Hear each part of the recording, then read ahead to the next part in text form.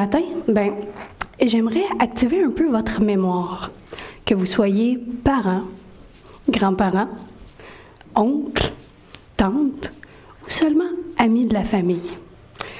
Pensez à un enfant de votre entourage, un petit enfant de votre entourage. Rappelez à votre mémoire l'importance qu'avait d'explorer et découvrir pour ce petit enfant. Un enfant, parfois au grand désespoir de ses proches, on s'entend, tout dépendant de l'activité choisie, apprend en interagissant et en jouant avec son environnement. Par exemple, mettre des trucs dans sa bouche, toucher à différentes textures, l'étendre sur les murs. Ça peut aussi être pointé pour signifier d'approcher quelque chose parce qu'il veut le voir et ne peut pas l'atteindre, voir des couleurs, entendre des sons, faire tomber des livres de la bibliothèque, enlever tous les jouets du coffre à jouets. Et pour ce qui est, vider les armoires, les plats Tupperware.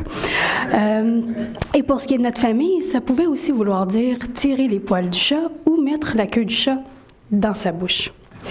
Bref, les enfants apprennent à travers différentes expériences, que ce soit positif ou négatif pour l'enfant ou pour ses parents.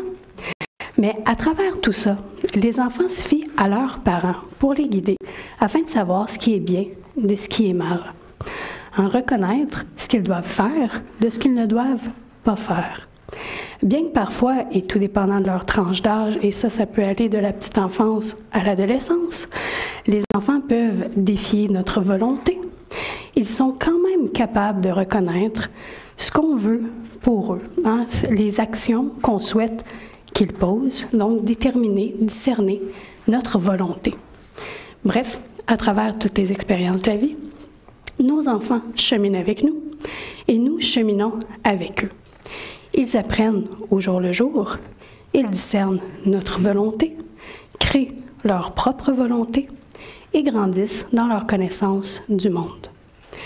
Et en tant que chrétiens, nous aussi, nous sommes des enfants. Et nous aussi, nous explorons le monde. Et tout comme nos enfants, nous ne le faisons pas seuls. Nous sommes accompagnés par Dieu, accompagnés par un parent. Donc, nous marchons au jour le jour avec lui et nous apprenons. Ce Père que nous avons souhaite que notre vie soit transformée par la connaissance que nous avons de sa volonté. Et la connaissance de la volonté, Paul en parle dans l'Épître aux Colossiens. Et le début de cette lettre est vraiment un chef-d'œuvre qui montre à quel point la connaissance de la volonté de Dieu est importante dans nos vies. En plus, le début de cet épître contient un hymne christologique, c'est-à-dire un hymne sur Christ qui est magnifique. Mais pour commencer, je vous propose de regarder la structure générale des premiers versets de l'épître. Donc, Paul débute tout le temps par une salutation. Et pour ce qui est de Colossiens, ensuite, il continue avec une prière de reconnaissance, ensuite une prière d'intercession et la supériorité de Christ qui est l'hymne christologique, donc l'hymne sur Christ dont je vous parlais. Et si vous lisez toutes ces parties, vous allez constater que la prière d'intercession est liée à la prière de reconnaissance. En fait, elle complète le verset 3. Et même, à travers les deux prières, certains concepts sont repris et donc, il y a des échos. La prière de reconnaissance est pour apprécier ce qui est déjà en place, ce qui est positif au sein de la communauté. Donc, Paul commence par du positif. Il bâtit sur ce que les Colossiens font de bien. Ensuite, toujours en lien avec les nouvelles reçues, parce que les bénédictions, pas les bénédictions, mais la prière de reconnaissance est basée sur des informations que Paul avait reçues. La prière d'intercession l'est tout autant. Donc, toujours en lien avec les nouvelles reçues, Paul est interpellé pour intercéder pour les Colossiens. Maintenant, suite à du positif, il continue et il précise sur quoi il faut prier, sur quoi il faut travailler. Et la prière d'intercession précise ce qu'il manque aux Colossiens, c'est-à-dire la connaissance de la volonté de Dieu. Et c'est cette connaissance qui ouvre la porte à une transformation profonde. Et en fait, vous allez voir, Paul, comme à son habitude, a de la suite dans les idées. De la prière de reconnaissance découle la prière d'intercession, et de la prière d'intercession découle l'hymne sur Christ. Tout s'emboîte parfaitement. Et lorsque nous allons regarder le passage d'aujourd'hui, c'est-à-dire les versets 9 à 14, vous pourrez même remarquer que même si plusieurs thèmes sont abordés en peu de versets, nous ne nous perdons pas. Paul nous tient par la main et il nous guide à travers ces différents arguments en faveur de la volonté, de la connaissance de la volonté de Dieu. Donc, tous ces versets sont très bien ficelés et se suivent. Donc, comme mentionné, nous allons nous concentrer sur les versets 9 à 14 que j'aimerais que nous lisions à l'instant. Et j'ai choisi la version second. C'est pour cela que nous aussi, depuis le jour où nous en avons été informés, nous ne cessons de prier pour vous et de demander que vous soyez remplis de la connaissance de sa volonté, en toute sagesse et intelligence spirituelle, pour marcher d'une manière digne du Seigneur et lui être entièrement agréable, portant des fruits en toutes sortes de bonnes œuvres et croissant par la connaissance de Dieu, fortifié à tout égard par sa puissance glorieuse, en sorte que vous soyez toujours avec joie, persévérant et patient. Rendez grâce au Père qui vous a rendu capable d'avoir part à l'héritage des saints dans la lumière, qui nous a délivrés de la puissance des ténèbres et nous a transportés dans le royaume du Fils de son amour, en qui nous avons la rédemption, la rémission des péchés. Prions. Seigneur, nous faisons nôtre la prière d'intercession de Paul. Accorde-nous d'être remplis de la connaissance de ta volonté. Permets-nous de grandir en sagesse et en intelligence, afin que nous puissions être le sel de la terre, un sel qui ne perd pas de sa saveur. Donne-nous de porter du fruit, de croître dans la connaissance de ta personne, d'être fortifiés par ta puissance glorieuse et de te rendre grâce. Permets-nous de refléter ici-bas la lumière que nous trouvons dans le royaume de ton Fils bien-aimé. Amen. Comme je vous disais, Paul a de la suite dans les idées et ses arguments ont toujours une structure générale. Donc, on a vu la structure du passage, plutôt la structure du début de l'épître. Maintenant, j'aimerais que nous voyions la structure du passage, versets 9 à 14. Donc, au verset 9, nous commençons par la connaissance véritable de la volonté de Dieu. Ensuite, pour les prochains versets, il s'agit de la transformation profonde, et cette transformation profonde a lieu suite à la connaissance de la volonté de Dieu. Et pour terminer, verset 14, les bénédictions reçues en Christ. Et ce matin, j'aimerais que nous puissions passer en revue ces versets afin de pouvoir en savourer toutes les nuances et pouvoir en tirer un maximum de sagesse concrète, donc de connaissance. Mais je vous ai dit aujourd'hui que nous allions voir les versets 9 à 14. Je ne vous ai pas menti, mais je ne vous ai pas dit toute la vérité. Parce qu'aujourd'hui, on va arrêter au verset 11. Parce que, comme je vous disais, il y a beaucoup, même si Paul nous tient par la main, hein, je ne veux pas être ici jusqu'à cet après-midi, vous non plus d'ailleurs. Donc, dans 2 semaines, nous allons continuer avec les versets 12 à 14. Donc aujourd'hui, nous allons arrêter au verset 11. Mais débutons aujourd'hui par le début, c'est-à-dire le verset 9. Donc, ce verset débute avec un lien clairement établi avec la prière de reconnaissance, puisque Paul commence avec l'expression « c'est pour cela ». Donc, ça fait un lien avec ce qui précède. Paul intercède parce que les nouvelles qu'il a reçues contiennent non seulement des éléments positifs, mais aussi des détails qui inquiètent l'apôtre. Et dans ce verset, Paul réfute les arguments prégnostiques en utilisant le terme « rempli de connaissances ». Ici, ce qu'il tente de faire, c'est de contrer les promesses du prégnosticisme. Donc, ici, il fait référence à la plénitude promise d'une vie plus grande que celle offerte en Christ. C'est ce que le prégnosticisme disait offrir à ses membres. Donc, Paul prie pour que les Colossiens aient une plénitude et soient remplis d'une connaissance, mais pas de n'importe quelle plénitude et pas de n'importe quelle connaissance. La plénitude offerte en Dieu, celle conforme à la parole de Dieu, que nous pouvons connaître, que nous devons connaître plutôt, c'est-à-dire la parole de Dieu, parce qu'elle contient la volonté de Dieu pour nous.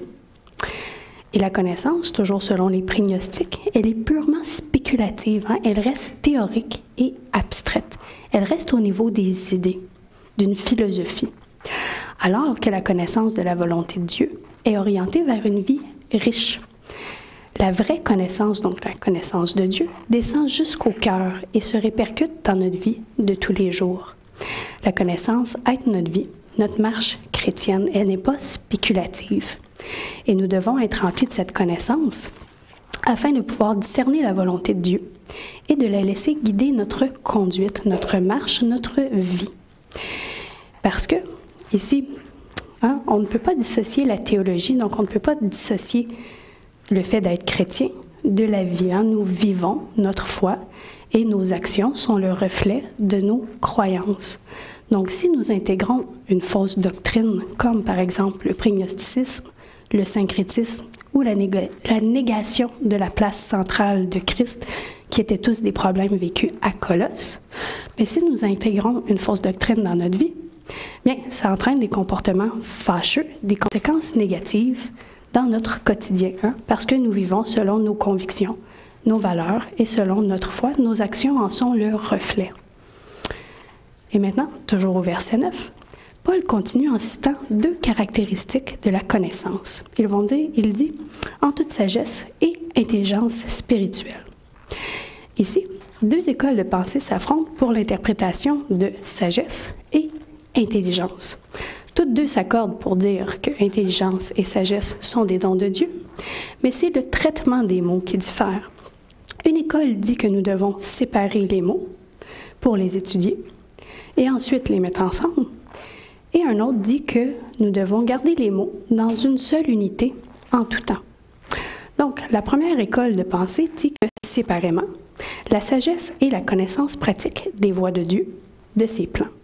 Et l'intelligence, c'est la juste appréciation des gens et des choses. Donc, c'est être un juge juste. C'est dur pour la langue à dire juge juste. Donc, ces deux définitions mises ensemble équivaut à la connaissance qui traite du général et du détail dans notre vie pour marcher selon la volonté de Dieu. Ici, on voit sagesse et intelligence comme un tout, comme une unité que nous ne pouvons pas séparer. C'est l'idée de plénitude, de perfection, de totalité qui est mise de l'avant.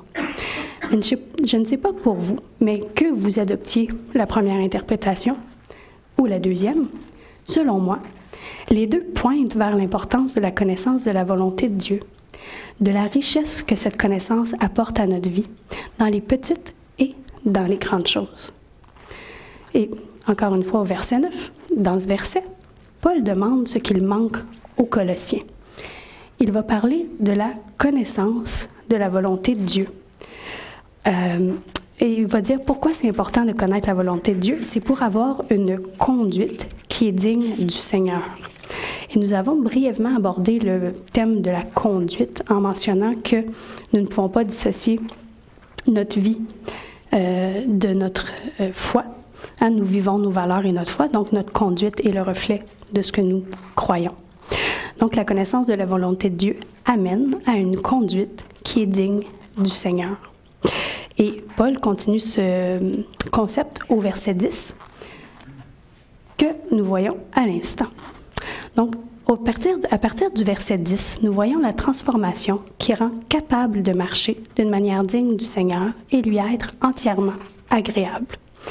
Mais ici, Paul amène le verbe « marcher ». Est-ce que vous pensez que Dieu se soucie de la façon dont nous posons nos pieds au sol, notre façon littérale de marcher? Eh bien non, marcher dans ce verset est synonyme de vivre. Donc, vous pouvez relire le verset et changer le mot marcher pour vivre.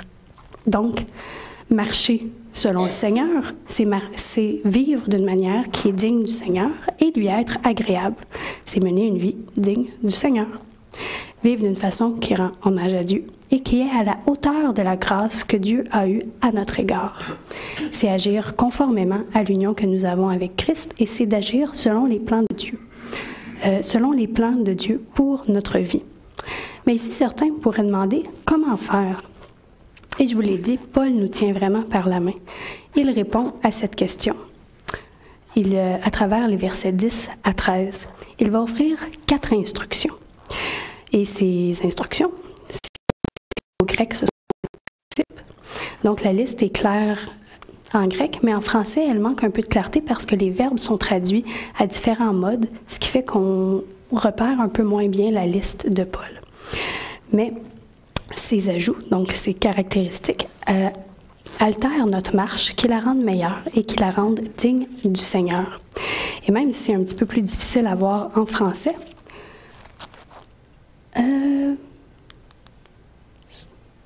excusez, je pense que...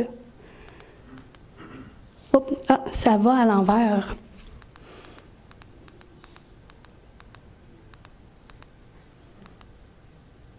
C'est bizarre. OK. Peu importe. On va recommencer ici. On est rendu au verset 10. OK, bon. On va rester là. OK. Donc, la liste c'est les mots soulignés en vert. Donc, c'est porter du fruit qui est au verset 10. Croître dans la connaissance de la volonté de Dieu qui est toujours au verset 10. Ensuite, fortifier à tout égard par sa puissance glorieuse, donc la puissance glorieuse de Dieu. Et pour terminer, rendre grâce à Dieu. Et aujourd'hui, comme je l'ai mentionné, nous allons arrêter à être fortifiés par la puissance glorieuse de Dieu. Mais débutons par portant des fruits, qui est la première instruction, qui est au verset 10. Donc, Paul, ici, nous apprend que la grâce de Dieu, le cadeau que nous recevons de Dieu par l'entremise de Christ, n'est pas une excuse pour l'inaction. Je ne sais pas si vous connaissez l'expression « s'asseoir » ou « se reposer sur ses lauriers ». Ça veut dire de se contenter d'un succès sans poursuivre. Ça veut dire ne plus mettre d'efforts une fois qu'un premier succès arrive. Dans le monde chrétien, nous pourrions transférer cette expression en ne pas s'asseoir ou se reposer sur la grâce reçue. Ne pas se reposer sur la grâce que nous avons reçue en Christ. Donc, aucune passivité face à la vie, et ce, peu importe ce que porter du fruit veut dire concrètement pour vous. Parce que porter du fruit pour tout et chacun, c'est différent. On n'a pas le même fruit, on n'a pas les mêmes dons. Nous ne vivons pas notre foi exactement de la même façon. Donc, porter du fruit, pour moi, est différent de tout un chacun. Et la même chose est pour vous. Donc, pour vivre une vie qui est digne et agréable, nous devons porter du fruit. Nous devons agir pour grandir spirituellement. Porter du fruit, c'est d'agir activement avec bonté et bienveillance dans toutes les sphères de notre vie, envers nous-mêmes et envers les autres. Et comme je le disais, mais la connaissance de la volonté de Dieu est intimement liée à notre vie. Et donc, porter du fruit, c'est en partie la connaissance de la volonté de Dieu pour nous. Et la volonté de Dieu et notre vie doivent être en harmonie pour ressembler de plus en plus à Christ et pour porter du fruit, pour être de plus en plus à l'image de Christ et pour discerner la volonté de Dieu dans notre vie. Mais bien sûr, la perfection n'est pas de ce monde, soyons bien honnêtes, nous ne l'atteindrons pas. Cependant, ce n'est pas une excuse pour ne pas tenter à tendre à être plus, à tenter de discerner la volonté de Dieu pour nous. Dieu prépare des œuvres pour nous, mais c'est à nous d'agir. La responsabilité d'agir nous appartient. Effet complémentaire, mais qui est quand même important, il ne faut pas confondre le fruit et la racine. La racine de l'arbre, c'est Dieu. Le fruit, c'est nos actions suite à la connaissance, suite au discernement que nous avons pour connaître la volonté de Dieu dans notre vie. Nous nous comportons d'une manière digne et agréable pour le Seigneur parce que notre vie est plus belle et plus riche ainsi. Quand nous vivons selon les plans de Dieu, notre vie est meilleure. La bonté et la bienveillance dans nos actions de tous les jours ne sont pas là pour gagner notre ciel. Nous agissons ainsi pour remercier Dieu de la grâce qu'il nous a offerte par le sacrifice de son Fils à la croix. De la racine pousse le fruit et non le contraire. Et maintenant, toujours au verset 10, Continuons avec croître dans la connaissance de Dieu. Connaître la volonté de Dieu ne se fait pas en claquant des doigts. En la journée de notre conversion ou de notre baptême, nous n'avons pas une transfusion complète de la volonté de Dieu. Nous n'avons pas la connaissance innée de la volonté de Dieu. Nous apprenons à connaître Dieu un jour à la fois, une prière à la fois, une lecture biblique à la fois, une célébration à la fois, une journée à la fois. Au fur et à mesure que nous apprenons sur Dieu, notre comportement, nos valeurs, notre mode de vie, nos actions changent pour servir Dieu, pour être le reflet de ce que nous connaissons de Dieu. Et nous changeons afin de porter toujours et encore plus de fruits. Et ici, je reprends sur le gnosticisme, puisque c'est important ici aussi.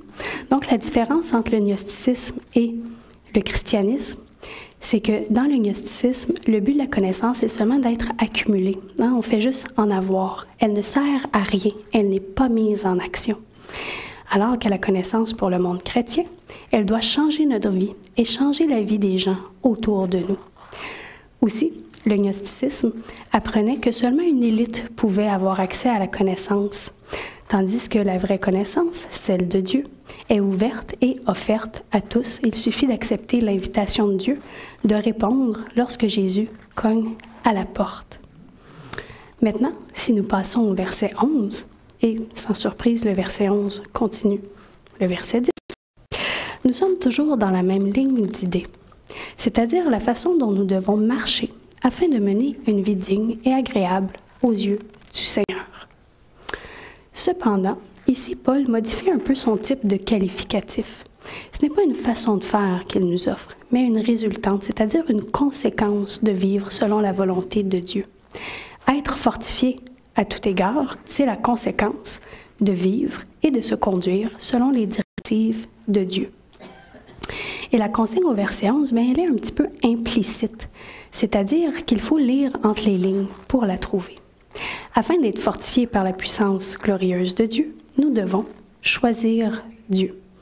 Nous devons vouloir marcher selon sa volonté. Et dans ce même verset, Paul nous apprend que si nous sommes fortifiés, nous serons toujours dans la joie, persévérants et patients.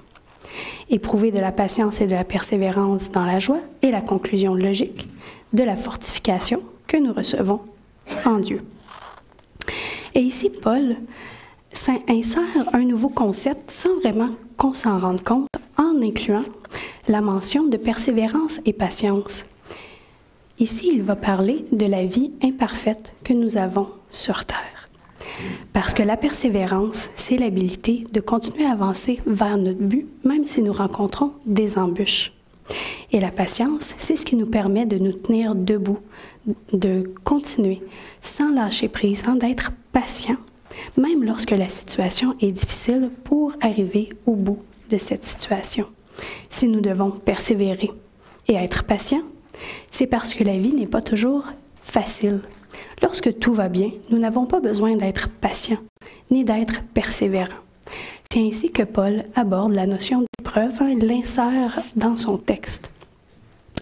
Donc, parce que durant notre vie sur Terre, nous aurons tous, à un moment ou à un autre, nous ferons tous face à des épreuves, de la tristesse, des obstacles, des ennuis, de la douleur, de la maladie. Mais Dieu ne nous laisse pas seuls. Non seulement il ne nous laisse pas seuls, mais également il nous outille pour faire face à ces souffrances. Il nous fortifie par sa puissance glorieuse qui nous permet d'affronter toutes les circonstances de la vie avec patience, persévérance. J'ajouterais, si je me permets, avec foi, même si ce n'est pas dans le texte, et tout cela dans un climat de joie. Nous devons donc faire confiance à Dieu sur notre chemin, pour notre chemin ici-bas, et nous devons garder espoir dans la gloire future de la vie éternelle. Et tout cela, ça débute avec de la persévérance et de la patience, qui elles-mêmes ont pour source la puissance glorieuse de Dieu. Nous avons donc à notre disposition la force offerte par Dieu. Nous sommes fortifiés par la puissance de Dieu. Cette même puissance qui a créé l'univers et a ramené Jésus à la vie. Ce pouvoir nous est accessible afin de nous ressourcer dans des temps difficiles et de continuer à marcher fidèlement selon la volonté de Dieu. Pour les chrétiens de Colosse, concrètement, ça impliquait de trouver la force de vivre leur foi lorsqu'ils faisaient face à de la persécution et à des faux enseignements. Maintenant, nous sommes rendus au bout du verset 11. Nous nous laissons donc sur un moment charnière, un cliffhanger, comme diraient les anglophones. Dans 2 semaines, vous verrez que sans surprise, le verset 12 est lié au verset 11 par un sujet précis, c'est-à-dire la vraie vie. En plus, nous allons voir la dernière instruction, c'est-à-dire rendre grâce à Dieu. Et nous allons terminer l'étude qui nous mènera jusqu'au verset 14 pour voir les bénédictions reçues en Christ. Mais voici, pour aujourd'hui, je vous laisse sur ceci. Au courant de notre vie, nous prenons énormément de décisions. Une étude menée en 2018 mentionne que nous prenons jusqu'à 35 000 décisions par jour. Donc, ça en fait énormément par année. Plusieurs de nos décisions sont inconscientes. Selon moi, la décision la plus importante que nous pouvons faire de façon consciente, bien sûr, c'est d'accepter Dieu comme guide et de connaître sa volonté. Ainsi, nous pouvons à notre tour être libérés de la puissance des ténèbres et nous réjouir de la puissance divine glorieuse. Au jour le jour, cette décision de choisir Dieu et d'accepter Jésus en tant que Sauveur et Seigneur nous permet de mener une vie qui est équilibrée, constructive, profitable et riche en sens. La transformation réelle, celle qui voyage de la tête vers le cœur et qui se voit en action, a lieu lorsque nous connaissons la volonté de Dieu, lorsque nous acceptons l'invitation de Dieu. Connaître la volonté de Dieu permet une transformation personnelle qui est complète, qui change la façon dont nous comprenons la vie et qui change notre vie au quotidien et celle de notre entourage pour le mieux. Plutôt que de se laisser impressionner par l'éclat du monde dont l'échelle de valeur n'a rien à voir avec celle préconisée par Dieu, laissons-nous être influencés par Jésus, par ses paroles, par ses actions, par son sacrifice à la croix, par la façon dont il a discerné la volonté de notre Père, de son Père. Laissons le Fils déteindre sur nous et sur nos actions. Amen.